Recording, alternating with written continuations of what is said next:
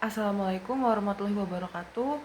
Perkenalkan, saya Salwa Altavia dengan NIM 2023051002 dari Negosiasi dan Resolusi Konflik kelas F. Di sini saya akan menjelaskan tentang 5 poin apa yang telah saya catat setelah saya menonton dan membaca materi tentang Imperfect Peace by Francisco Munoz. Poin pertama yaitu adalah perdamaian yang tidak sempurna.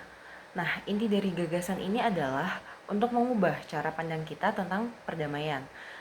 Kalau secara tradisional itu kan kita berpikir kalau misalnya damai itu adalah kondisi ideal di mana tidak ada lagi konflik gitu. Namun Francisco Munoz ini berpendapat lain. Beliau itu berpendapat bahwa perdamaian seperti itu tuh nggak ada gitu.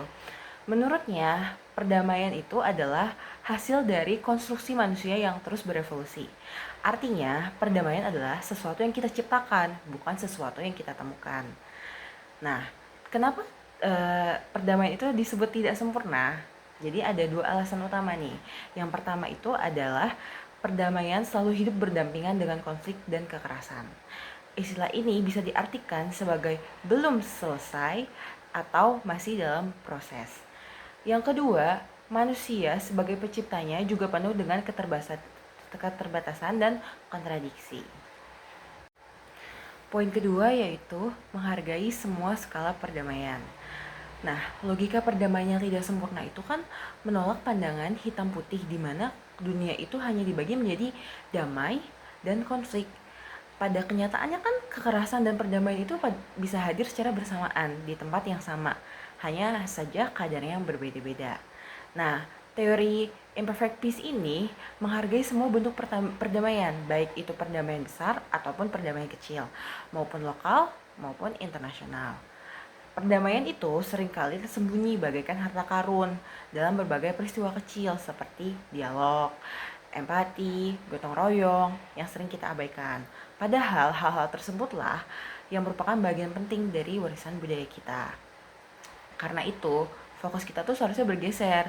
Tujuan utamanya itu bukan cuma untuk menghilangkan semua konflik, karena menghilangkan semua konflik itu adalah hal yang mustahil.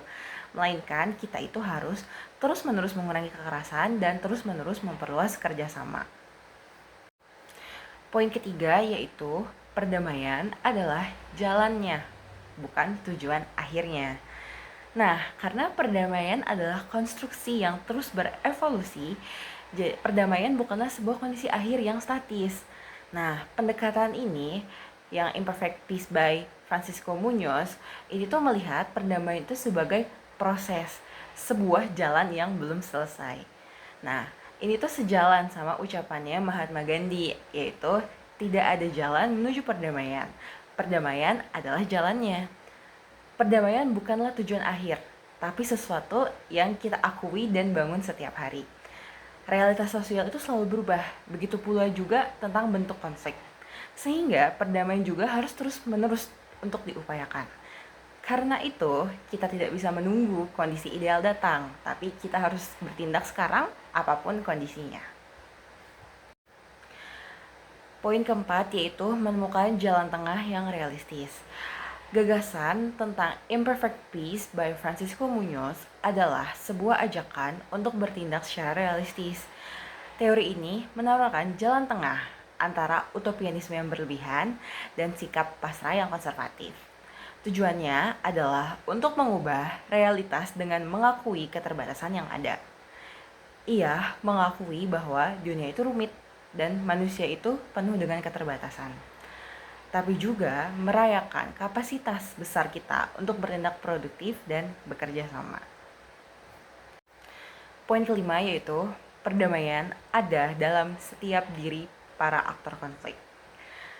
Implikasi penting dari pendekatan ini adalah penolakan terhadap pandangan hitam dan putih antara orang baik versus orang jahat. Nah, logika ini tuh memaksa kita untuk mengenali komponen damai seperti pengalaman, nilai, atau sikap yang juga ada di dalam diri semua aktor yang terlibat dalam suatu konflik. Nah, kayak gitu tuh memungkinkan kita itu untuk mendekati sisi manusia dari setiap aktor. di mana aspek-aspek positif dan negatif serta kesuksesan dan kesalahan itu bisa hadir secara bersamaan. Dan pada akhirnya, perdamaian itu membutuhkan upaya yang terus-menerus.